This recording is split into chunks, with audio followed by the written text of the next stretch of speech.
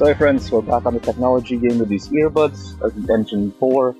These guys are stemless earbuds that have a dual driver, which are super interesting because not a lot of headphones have been doing that despite knowing that's a better arrangement.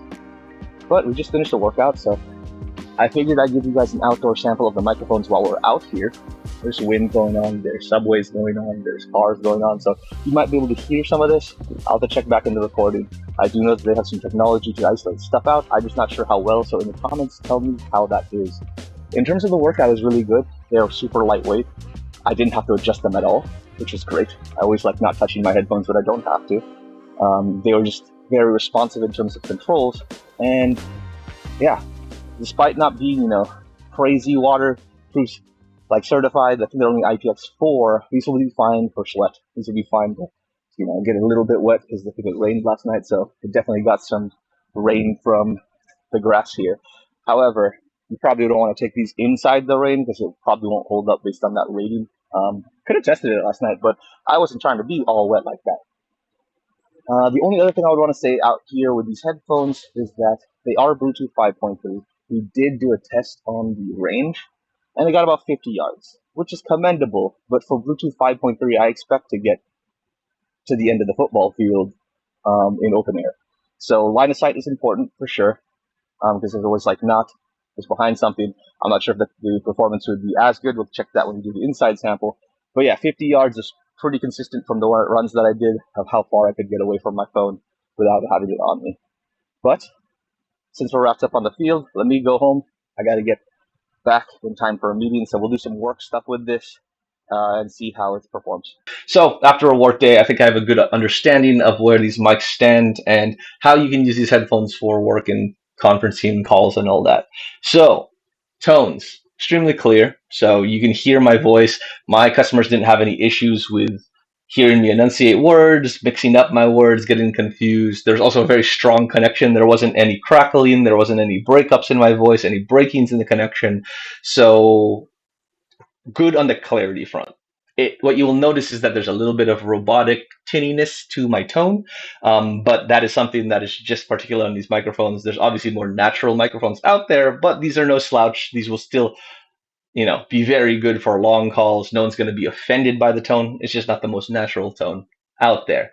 Another thing to note is that when you're using these, you have to be cognizant of the fact that there is going to be noise that comes in from your surroundings that come through the microphone. There is some clear voice technology to help you stay clear, but as you can tell, like here, I have this AC running because it's hot here in Boston, and you probably can hear that in the background track. And I did that kind of on purpose. One, so I don't burn in half, but two, so that you guys can hear that affecting the microphones a little bit. So I'll shut up a little bit and let you guys hear.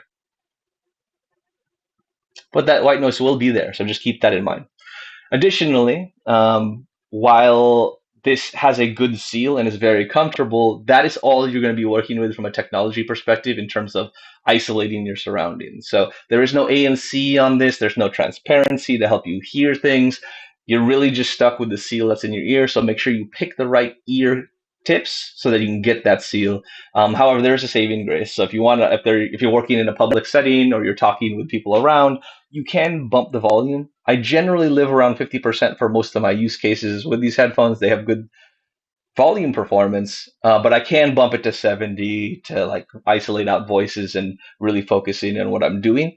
The only thing I will say is that make sure you keep your ears healthy. Don't go too hard because, higher volumes will affect your hearing health, and it can start getting a little bit harsh. So just keep that in mind when you're bumping the volume, because there is volume to be had with these headphones.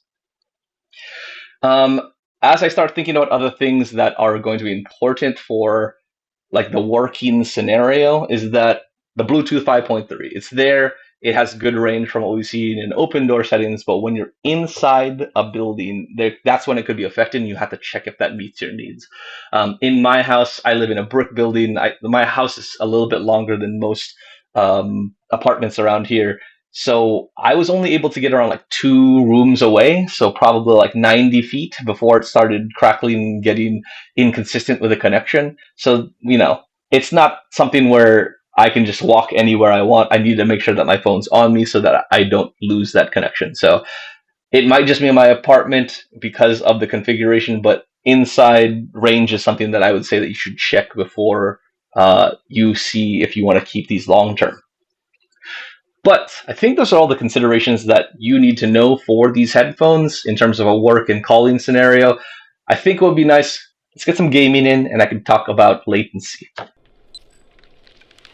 The Engine 4s have a gaming mode that will give you 70 millisecond latency. This isn't the fastest in the industry, but it's almost 50% less latency than the Apple AirPods Pro 2. That means you shouldn't have any issues with sounds lagging behind your visuals when in gaming mode.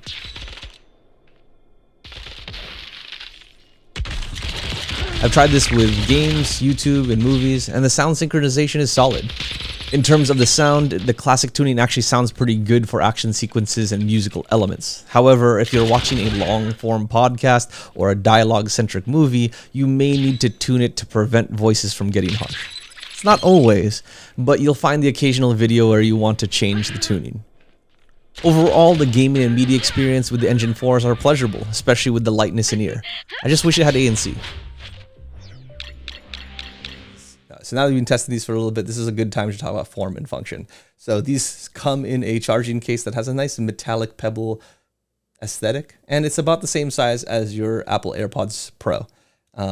This is super nice to pocket just because it's so round and it doesn't have protruding pieces or sharp corners like the Moondrop Space Travel. So whether you want to put this in a purse, in your pocket, it won't be bothering you a ton and will just be able to sit in there nestled quite comfortably.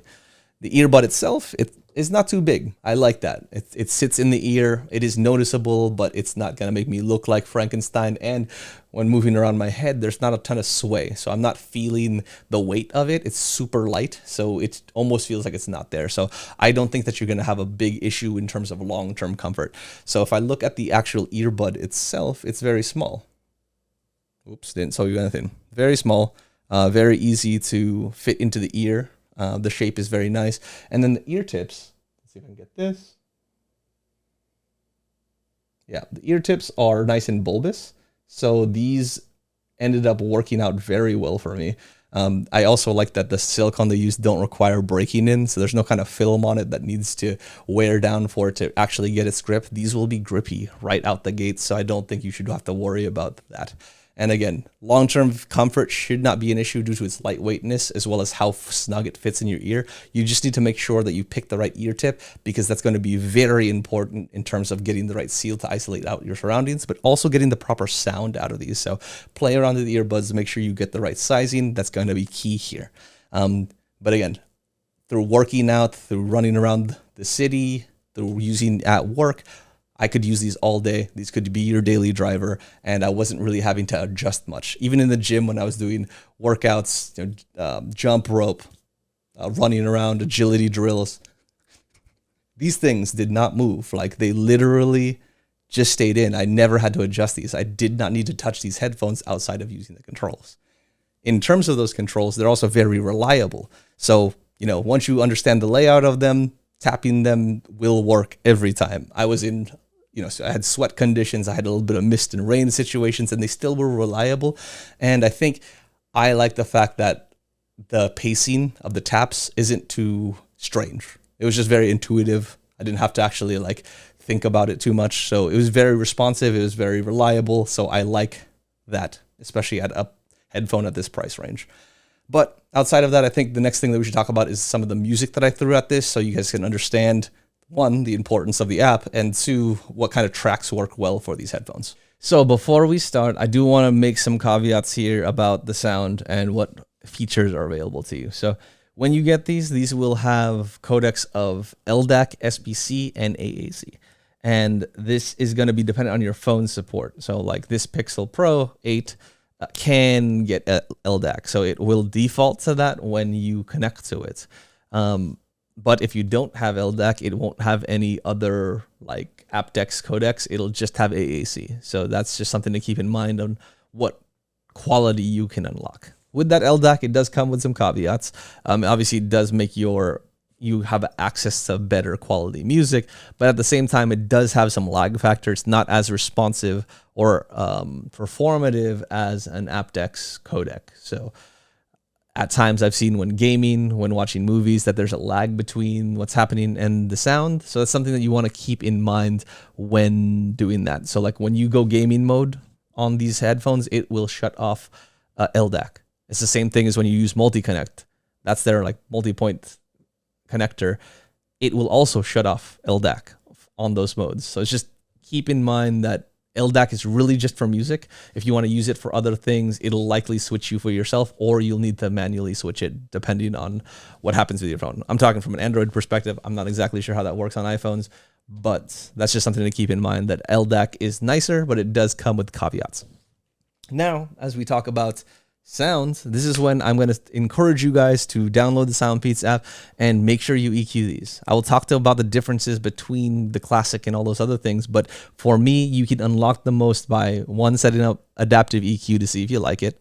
And if you are sophisticated enough, you with sound and things like that, you can make your own 10-pin EQ, which I would highly recommend, because it just brings out so much more life and separation out of these headphones that are gonna be important for audiophiles. So like, you know, they have a dual driver setup. They can separate quite a bit, but you will need to tune it to do so. And the reason why I say that is because the classic tuning, the classic EQ is very forward on all fronts. It's just very in your face. And that's, I think 𝐓𝐘𝐒 gave me the best analogy of, it's like you're listening to a concert front row, all the speakers are in your face, and it's going to be hard to get that separation as a result. Like the volume's super good, especially at louder volumes. You're just going to get pounded on all fronts, and it's not going to have a lot of balance. So, you know, activating adaptive EQ will bring that back. So for the purpose of this, because I don't want to go through too many EQ settings and everyone's ears are different, I'm just going to go over my adaptive EQ settings and the classic Soundpeats profile. So the Soundpeats profile is definitely going to have a little bit more thump to it. It's going to have a lot more soundstage to it. It's going to have a lot more vibe to it. So the classical EQ, it brings all elements kind of forward. So it brings your trebles, mids, and your bass extremely in your face. And I think 𝐓𝐘𝐒 gave me the best analogy here. It's like listening to a concert front row and all the speakers are pointing at you. It sounds super grandiose. It has a bigger sound stage, but everything is pointed at you. So it's going to be harder to hear different parts of the song or hear it clearly. With my adaptive, it brings down a lot of those elements and makes it a little bit more pleasurable, but it's at the sacrifice of soundstage and vibe. So it's definitely more of an analytical listen in terms of being able to hear the strums of the guitar, hearing the technical elements of the plucking, being able to hear the separations between different instruments, and being able to really pick out backup vocals and things like that. But it's just going to it's going to take some soul out of the song. So a good example was with 𝐵𝐿 Ego Death and RD Flowers. When you put it in classic mode, it was just a lot more fun to listen to, and it was a little bit more, the sound stage that those songs required was just a lot better. And so the whole vibe of the song and like the beats just was more fun of a listen, and it was just more entertaining. When I brought in the adaptive, it would take away that sound stage and it would just be too intimate for me. And while it did help me hear like the technical aspects of what 𝐵𝐿 is doing, or some of the enunciation that RD was in on his raps, it was missing some of that soul that made the song sound completely different, and it's not really like what I wanted. The other thing I noticed is that with the classic mode, depending on the singer, you could get some harshness out of it because everything's so forward and there's no separation to sort of like let it breathe.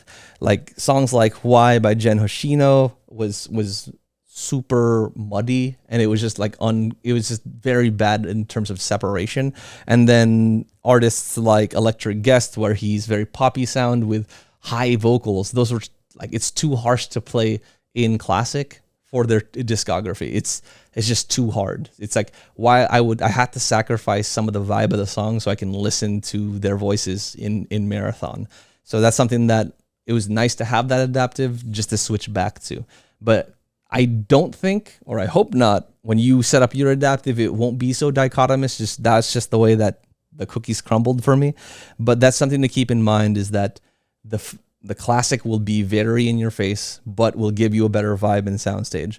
Your adaptive will vary depending on your ears, but you can always use the actual custom EQ setter to make your own. And that's where I would suggest you guys explore, because you'll get the best like compromise of things rather than being at the sacrifice of what EQ Soundpeats gives you. But again, if you're not sophisticated enough to play with it, definitely try the adaptive function and kind of switch between them. There's an easy toggle in the settings. So let's give you guys some sound samples. Hopefully I picked some things that will let you guys see these characteristics, but we'll come back after those samples.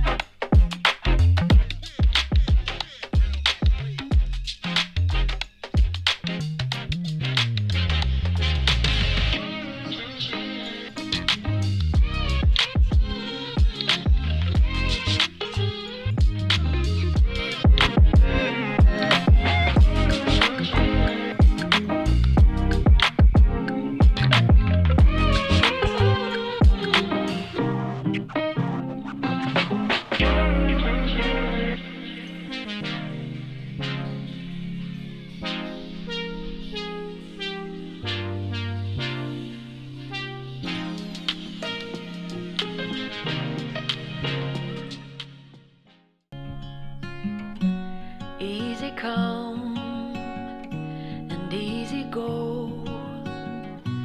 You're an unfading star, a gentle love, the kind that lifts you up, no matter how far apart. I guess you could call it chance, but we know it's more than that. It's like we've always known, been set in stone, unbreakable. It's like I've always dreamed, true harmony. So we're wrapping up work here at 5 p.m. I've been using these since around 7:30, so about 10 hours, and we're sitting at 20%. Really good. If I needed to commute or, use it for a gym after work or whatever it might be, I would still have plenty of time to work with. It's projected at 12.5 hours, and I would expect it to be something that's stupidly high because it doesn't have ANC or anything else to really cause any issues with the battery life. So I'm pleased with the battery performance. It would probably extend beyond that 12.5 with the current usage I'm in, but I've been in calls all day. So even with calls, generally batteries kind of die faster because you're using the microphones, but this is holding up really well. In the case that I showed you guys earlier, where is it? It's right here. It has 3 additional charges, 2.5 charges really, so that, just in case you need to have an extended session or you just need to get a quick charge before your commute, maybe you're burning the midnight oil, this should be able to get you really quickly, and you won't have to charge this super often, probably once or twice a week at most. So I think you'll be really pleased with these headphones from that perspective. Overall, my recommendation is that I think you guys should pick these up, especially if you don't need the ANC portion. I think that's the big thing here, is it's just missing some characteristics or some functions that a lot of people are looking for in headphones. So that's the big downside. The other thing is, again, tune these guys. Freaking tune these guys. That will be needed just to have a backup EQ that you can go to if the classic or any of the other defaults that they give you don't work out for you. But that's the biggest thing. Otherwise, they're super comfortable. They're lightweight. They last a really long time. They're really small and pocketable. So very good to go with at this price range. They really go for $60. However, over the next few days, they will be going for $43 with the link below.